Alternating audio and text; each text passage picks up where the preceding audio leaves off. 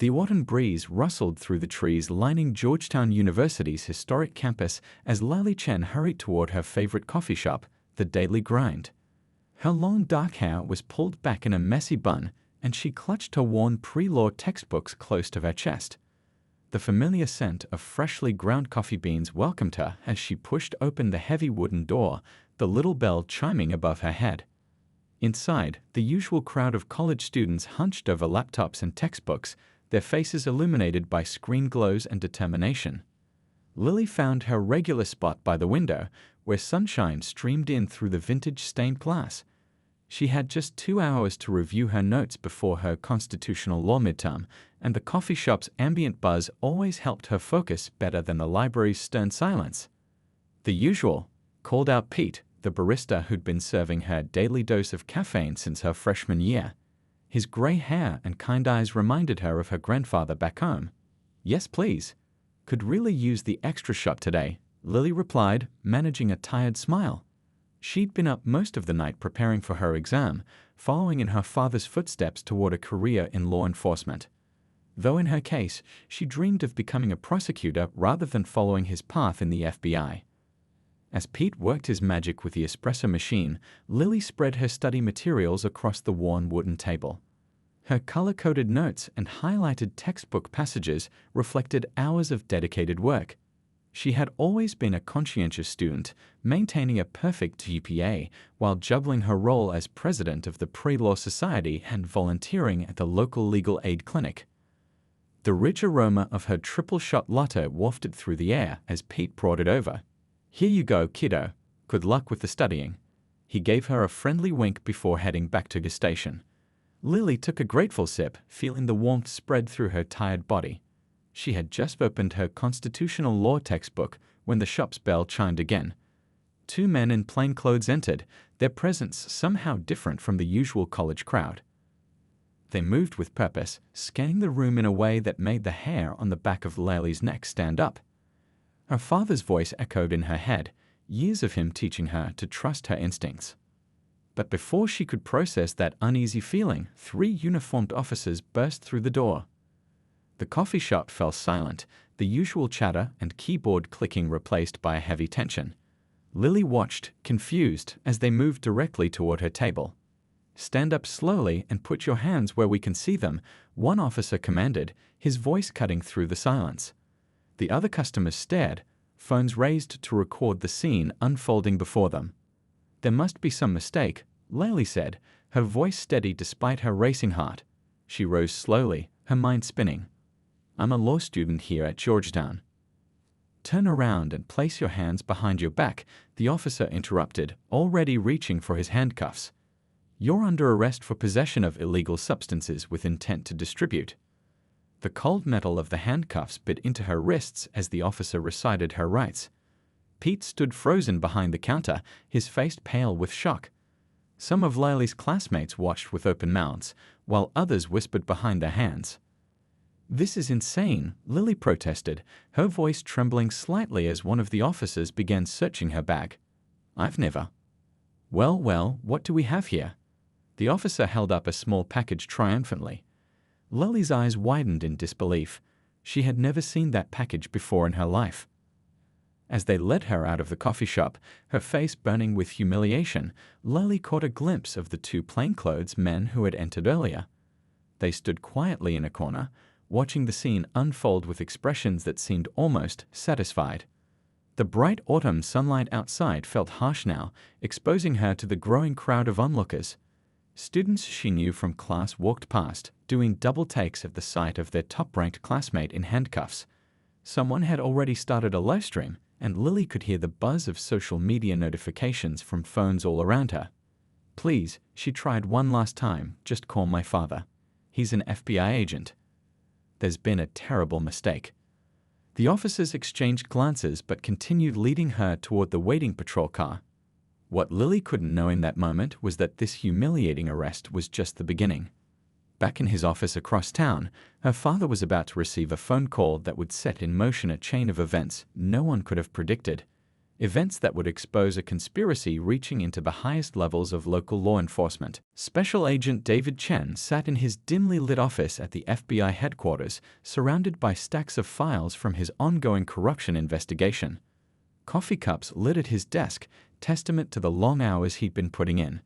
The wall behind him was covered with photos and sticky notes connected by red strings, a method his younger colleagues teased him about, but one that had never failed him in 20 years of service. He was reviewing surveillance photos when his phone buzzed. The caller ID showed his daughter's number, but when he answered, an unfamiliar voice spoke. "Is this Special Agent Chen?" The voice belonged to a police officer, and David's heart skipped a beat. In his line of work, unexpected calls about family members rarely brought good news. "Your daughter Lily Chen has been arrested," the voice continued. "She's being processed at the Central District Station." David's hand tightened around his pen until his knuckles turned white. "What are the charges?" he asked, his voice controlled despite the storm brewing inside him.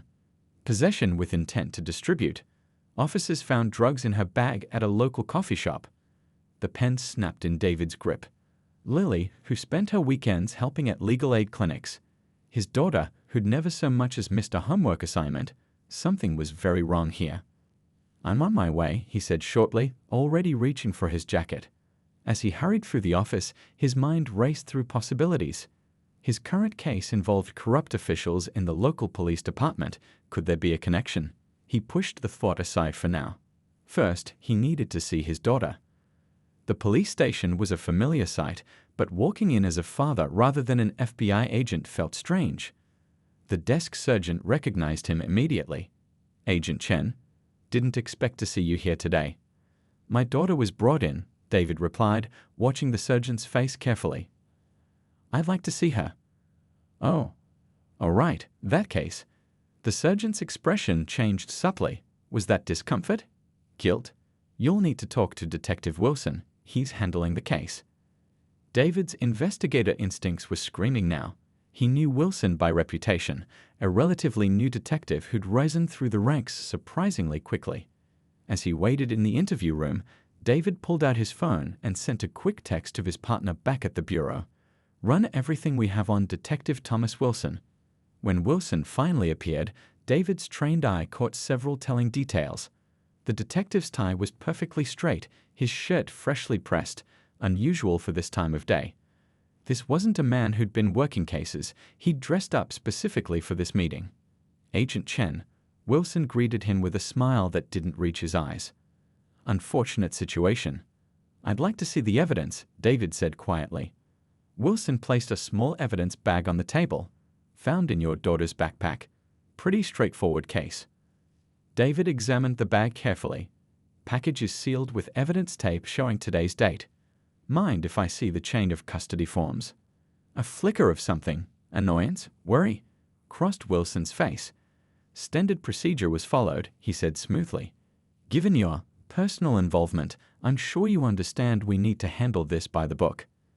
David's phone buzzed in his pocket. His partner's message made his blood run cold. Wilson's brother was Robert Wilson. Ring any bells? And suddenly it did. 5 years ago, David had led an investigation that brought down a ring of corrupt officers. Robert Wilson had been one of them, a surgeon who'd been selling seized drugs back onto the streets. He died in prison 2 years into his sentence. David looked up at Detective Wilson with new understanding. The too perfect evidence. The pressed shirt. The slight smugness behind the professional facade. This wasn't about Lily at all. "I'd like to make a call to my lawyer," David said calmly, though his mind was already racing ahead, plotting moves and countermoves. Wilson nodded, that same insincere smile still in place, and left the room. David pulled out his phone again, this time dialing a number he rarely used. "Jack, it's David Chen. Remember that favor you owe me? I need access to all security footage from the Daily Grind coffee shop, and I need it before anyone else gets to it." He ended the call and sat back, his face set in grim determination. They had targeted his daughter, thinking she was his weak point. Instead, they just made the biggest mistake of their careers. Because while David Chen was a patient man and a by-the-book FBI agent, he was a father first, and someone had just made the grave error of threatening his child. As he waited for his next move, David thought about all the cases he'd solved over the years. The patterns, the connections, the way corrupt people inevitably make mistakes because they underestimated the consequences of their actions. Whoever was behind this had just started a game they weren't prepared to win. The basement records room of the FBI building was eerily quiet at midnight. David Chen sat surrounded by old case files, the harsh fluorescent lights casting long shadows across the concrete walls. His tie was loose and empty coffee cups dotted the metal desk. On his laptop screen, security footage from the Daily Grind coffee shop played on loop. "There," he muttered, leaning closer. Two men entering the shop just before Lally's arrest. He'd watched this clip 30 times already, but something about their movement pattern kept nagging at him. The way they positioned themselves, their practiced scan of the room, these weren't random customers. His phone lit up with a text from his old academy friend, now working in internal affairs. "Got those personnel files you asked for. Check your secure email." David's fingers flew across the keyboard as he opened the encrypted files. Detective Wilson's personnel record was spotless, too spotless. No complaints, perfect performance reviews, rapid promotions. In David's experience, a record this clean usually meant someone was clearing the dirt. He opened another file, this one containing Wilson's phone records, late-night calls to a number he didn't recognize. David ran the number through the database, and his eyes narrowed at the result, Judge Harrison's private line. The same judge who had signed the warrant for searching Lally's belongings. Well, David murmured, scribbling notes on his pad. What's a rookie detective doing with a direct line to a senior judge? The pieces were starting to form a pattern, but it was bigger than he'd initially thought. He pulled up more files, cases where Judge Harrison had signed warrants in the past year. A disturbing trend emerged. 6 arrests, all children of law enforcement officers who had investigated corruption cases. All cases were handled by different officers, but they all shared one detail. Judge Harrison had signed the warrants. David's phone buzzed again. This time it was a message from his partner. Security footage from evidence locker shows something interesting. Remember that missing drug shipment from 3 months ago? Check out who signed in that day. The video clip loaded slowly. David's breath caught as he recognized one of the men from the coffee shop footage. Officer Parker, working in the evidence room that day. The timestamp matched perfectly with when the drugs went missing. He opened another file, this one containing bank records. Officer Parker's accounts showed regular deposits, always just under the amount that would trigger automatic reporting. The deposits started 3 months ago, right after the drugs disappeared. "Got you," David whispered, adding another note to his growing web of connections. But something still didn't add up. This operation was too sophisticated for a few corrupt cops and a judge. David had been investigating corruption for 2 decades, and his instincts told him there was more. He pulled up Judge Harrison's court records, focusing on major cases from the past 5 years. A pattern jumped out. Every time a corruption case came before Harrison, key evidence was mysteriously ruled inadmissible. Cases fell apart. Guilty men walked free. And in each instance, the investigating officer's family members suddenly found themselves in legal trouble shortly after. David's hand shook slightly as he reached for his coffee, finding the cup empty. This wasn't just revenge against him, it was a systematic operation to protect corrupt officials by intimidating investigators through their families. The perfect crime. Who would dare investigate when their loved ones could be framed at any moment? He glanced at the photo on his desk. Lily at her high school graduation, beaming with pride. They had picked the wrong target this time.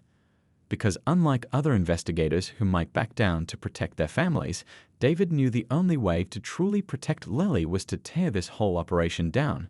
His computer chimed with an incoming email. The lab results from the drugs found in Lily's bag had come back. David's eyes scanned the report, and a grim smile spread across his face. The chemical composition was an exact match to the batch that had gone missing from the evidence locker. But the real smoking gun was something else, a unique tracking compound that had been added to that specific batch as part of a different investigation. A compound that proved these drugs had come directly from police evidence. David started gathering his files, his mind already planning the next steps. He would need help, trusted colleagues who couldn't be compromised. people with nothing to lose and everything to gain by exposing this corruption. As he packed up, his phone lit up one last time. A text from an unknown number. "Back off, Chen. Some cases aren't meant to be solved." David took a screenshot of the message, adding it to his growing pile of evidence. They thought threats would make him back down, but they didn't understand. Every parent knows there's nothing more dangerous than someone fighting to protect their child. Tomorrow, he would start setting his trap. But tonight, he had one more stop to make. He needed to visit Lily to let her know that no matter how dark things seemed, her father was fighting for her. And David Chen had never lost a fight when it really mattered. The visitor's room at the detention center was cold and sterile, but David Chen barely noticed. His focus was entirely on his daughter Lily, sitting across the metal table in her orange jumpsuit. Despite the circumstances, she held herself with dignity, though the dark circles under her eyes betrayed her sleepless nights. "Dad, I swear I never," she began, but David gently cut her off. "I know, sweetheart, and I'm going to prove it." He leaned forward, keeping his voice low. "But I need you to trust me and stay strong for a little while longer." After visiting Lily, David drove straight to a small diner on the outskirts of town.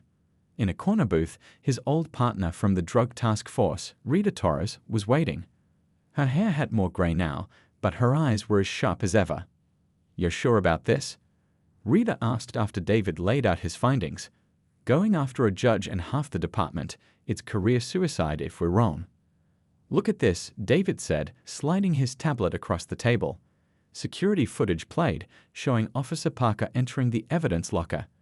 Rita's eyes narrowed as she watched the timestamp jump forward 2 hours. "Someone deleted footage," she muttered. But they missed the backup system. David swiped to another video, showing what happened in those missing 2 hours. "My contact tonight recovered it this morning." Rita let out a low whistle.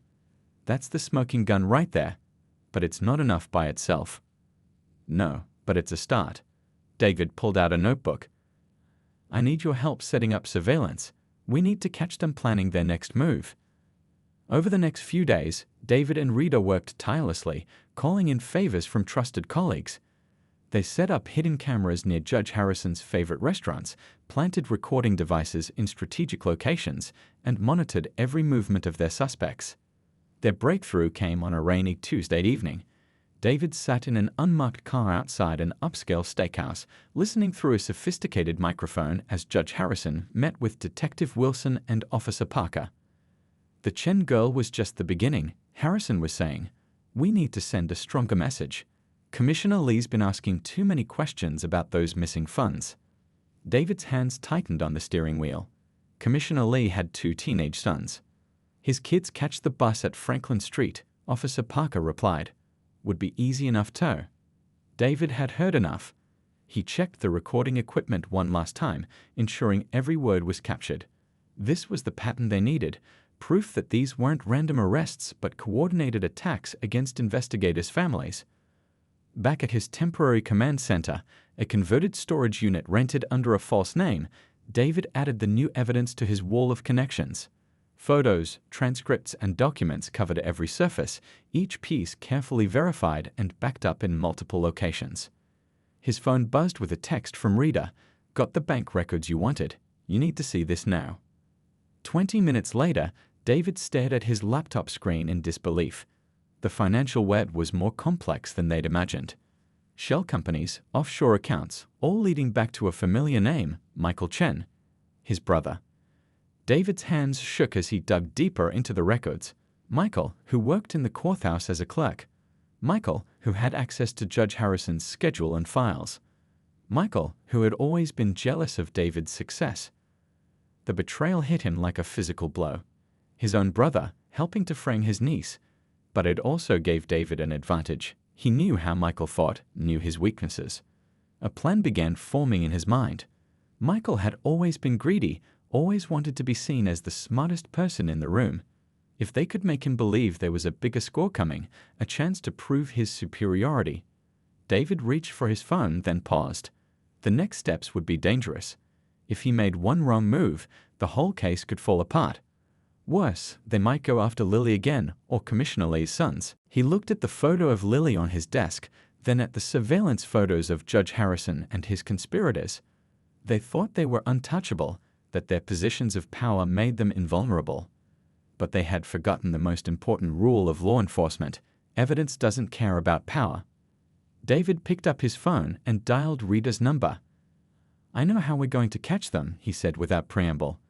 "But I need you to trust me, because what I'm about to propose is either brilliant or the biggest mistake of my career."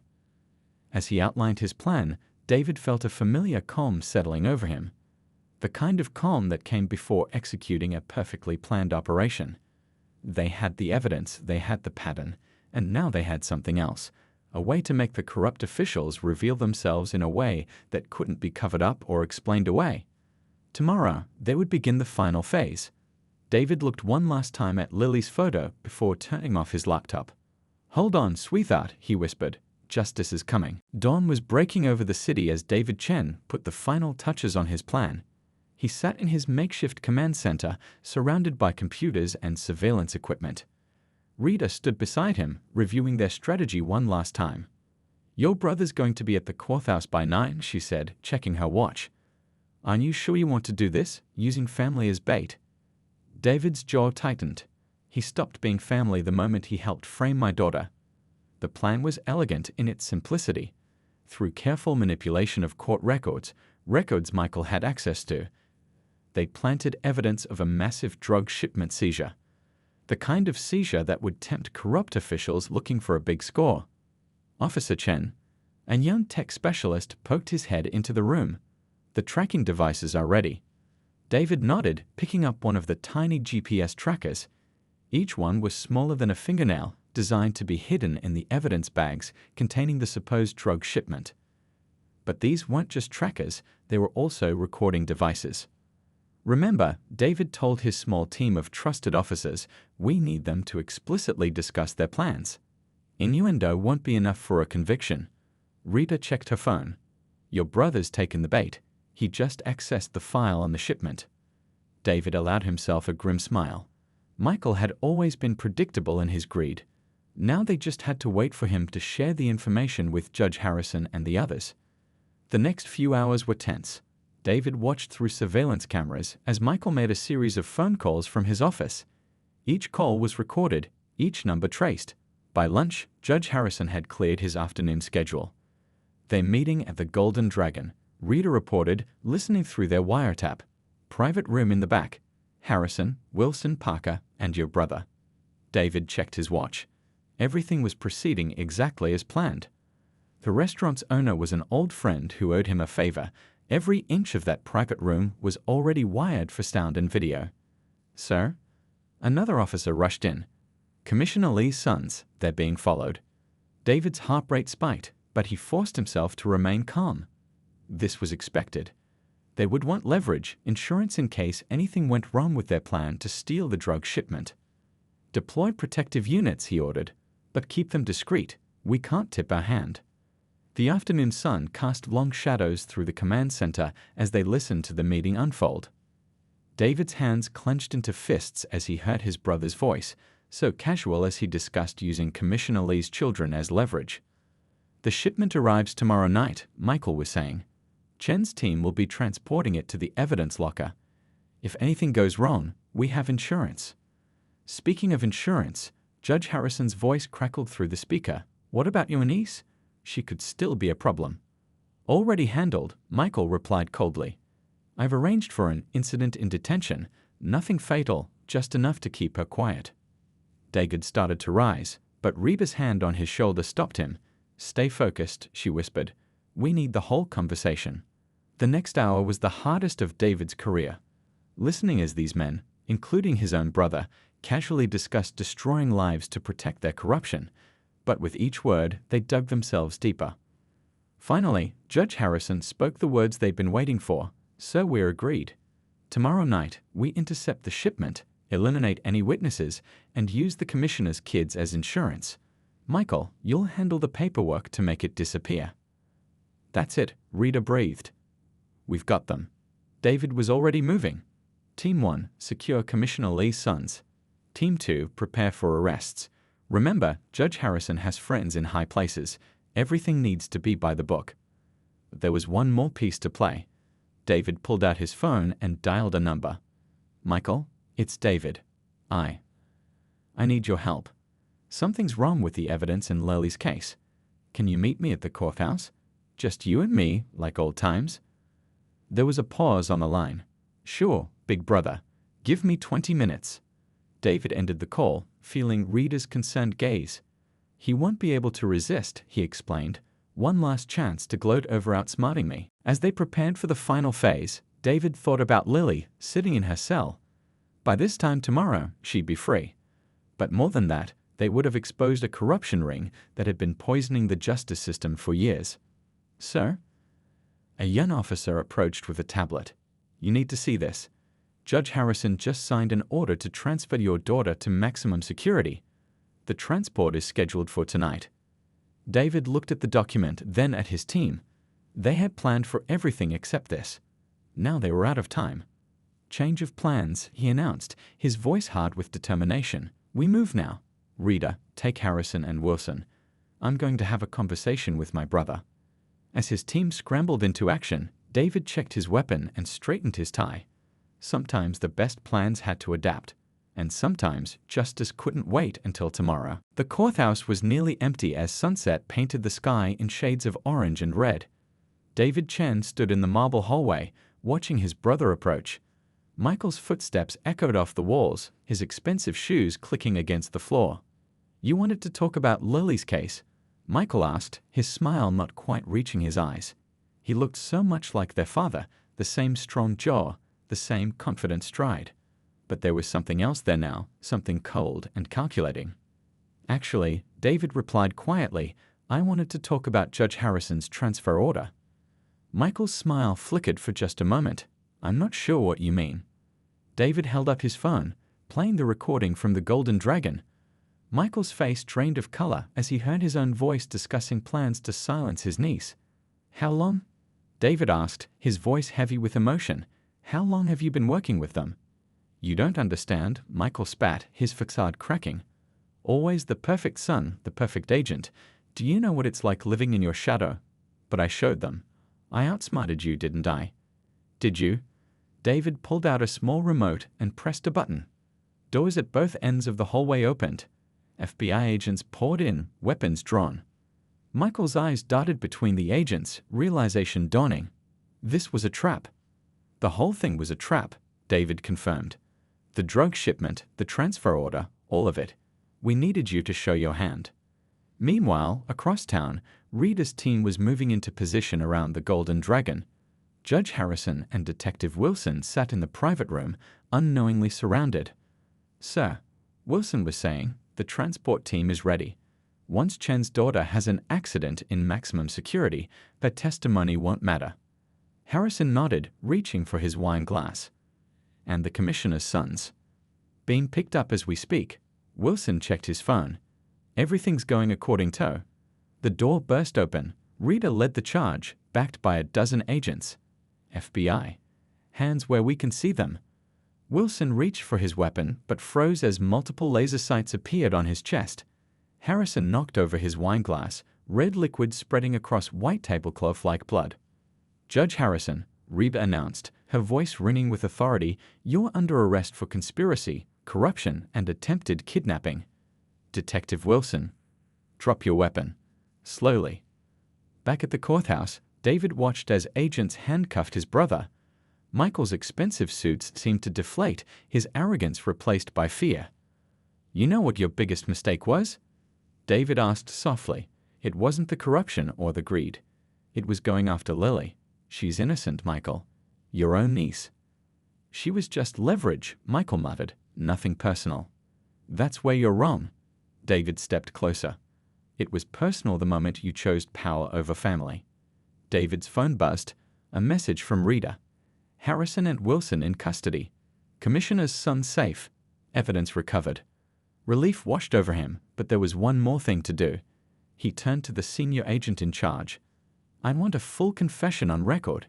Everything they did, everyone they threatened. No deals." As Michael was led away, still protesting, David already had his car keys in hand. He had somewhere more important to be. The detention center's processing room was busy with the evening shift when David arrived. He showed his badge, trying to contain his impatience as paperwork was processed. Finally, the heavy door opened. Lily stepped out, still in her orange jumpsuit, but with her head held high. When she saw her father, her composure cracked. She ran to him, throwing her arms around his neck like she used to do as a little girl. "It's over," David whispered, holding his daughter tight. "They're all in custody. You're free." Lily pulled back, wiping tears from her eyes. "What about Uncle Michael?" David's heart ached at the pain in her voice. "He made his choices, but we have each other, and that's what matters." As they walked out of the detention center, the night air felt clean and fresh. Stars were beginning to appear in the darkening sky. "Dad," Lily asked as they reached his car, "how did you know you'd catch them?" David thought about the long nights of investigation, the careful planning, the risk of it all falling apart. But mostly, he thought about the strength he'd seen in his daughter's eyes every time he visited her in detention. "Because they thought this was about power," he replied, starting the engine. "But it was always about justice, and love is a lot stronger than power." Lily smiled, the first real smile he'd seen since this nightmare began. As they drove home, David knew there would be more battles ahead, trials, testimonies, the long process of rebuilding trust in the system. But tonight, watching his daughter's face in the glow of streetlights, he felt nothing but gratitude. Sometimes justice wore a badge or carried a gavel, but sometimes it looked like a father and daughter driving home under a starlit sky, stronger for having faced the darkness together. 3 months later, the courthouse buzzed with activity. The morning sun streamed through tall windows, illuminating the packed gallery as Judge Thompson read the verdicts. David Chen sat in the front row, his daughter Lily beside him, both listening intently as justice was finally served. In the matter of corruption, conspiracy, and abuse of power, Judge Thompson's voice rang clear. "This court finds the defendants guilty on all counts." David watched as Judge Harrison's face turned ashen. The man who had signed so many corrupt warrants, who had helped destroy so many lives, now faced decades in prison. Detective Wilson stared straight ahead, his former arrogance replaced by defeated resignation. When Michael's turn came, he finally looked at his brother and niece. For a moment, something like regret flickered across his face, but it was too late for regret now. The evidence had been overwhelming: recorded conversations, financial records, witness testimonies. The corruption ring that had terrorized law enforcement families for years was finished. Outside the courthouse, reporters crowded around Rita Torres as she made the official statement. Camera flashes lit up the steps as she detailed the extent of the conspiracy and its final downfall. "Today's verdicts send a clear message," Rita announced. "No one is above the law. Not judges, not police officers, and certainly not those who abuse their positions to threaten innocent families." Back in David's office at FBI headquarters, things were slowly returning to normal. The wall that had once been covered with evidence photos now held commendations, not just for him, but for the entire team that had helped bring down the corruption ring. Lily visited often, bringing coffee and her law books. She'd returned to Georgetown with a new purpose. Her wrongful arrest had changed her perspective on the justice system, but not in the way the conspirators had intended. Instead of being intimidated, she was more determined than ever to become a prosecutor. "You know what's funny?" she said one afternoon, sitting across from her father's desk. "They thought arresting me would stop you from investigating. They never understood that's exactly what made you fight harder." David smiled, remembering those desperate days when the case had seemed almost impossible to crack. "They underestimated a lot of things, especially you." The scandal had led to major reforms in the police department and courthouse. New oversight committees were established, evidence handling procedures were tightened, and a special task force was created to review past cases handled by the corrupt officials. Commissioner Lee, whose sons had nearly become victims themselves, led the reform efforts. His office now had a dedicated hotline for officers to report suspicious behavior without fear of retaliation. One sunny morning, David arrived at work to find a small package on his desk. Inside was a framed photo from Lily's first day back at law school, standing proudly on the campus she had once been dragged from in handcuffs. With it was a note: "Thank you for teaching me that justice is worth fighting for. Love, Lily." He placed the photo next to his computer, a daily reminder of what really mattered. The case had changed them both. David had learned that sometimes the biggest threats to justice came from within the system itself, while Lily had discovered her own strength in the face of injustice. The story of their case became required reading at the police academy and FBI training programs, not just as an example of investigative technique, but as a lesson in integrity and the true meaning of justice. Rita stopped by his office later that afternoon, carrying 2 cups of coffee, their traditional celebration drink. "Remember when this all started?" she asked, settling into a chair. "One wrongful arrest that exposed an entire corrupt system." David nodded, thinking about how close they'd come to losing everything. They thought power meant they were untouchable. They never realized that true power comes from using authority to protect people, not harm them. As they sipped their coffee, David's phone buzzed with a text from Lily. "Just aced my criminal law exam. Dinner tonight to celebrate?" He smiled as he typed his reply. The corruption case had cost him his brother, but it had strengthened the bond with his daughter in ways he never expected. Sometimes family wasn't about blood. It was about standing together against injustice, about fighting for what's right no matter the cost. That evening, as David left the office, he passed the wall of FBI honors where a new plaque hung. It didn't mention his name or the specifics of the case. Instead, it simply read, "Justice prevails not through power, but through unwavering dedication to truth and the courage to stand against corruption in all its forms." He thought about all the families who could now rest easier, knowing their loved ones could pursue justice without fear of retaliation. The system wasn't perfect. It never would be. But as long as there were people willing to fight for what's right, there was hope. Outside, the setting sun painted the sky in brilliant colors, a reminder that even the darkest nights eventually give way to dawn. David headed home to meet his daughter, grateful for second chances and the enduring power of truth over corruption.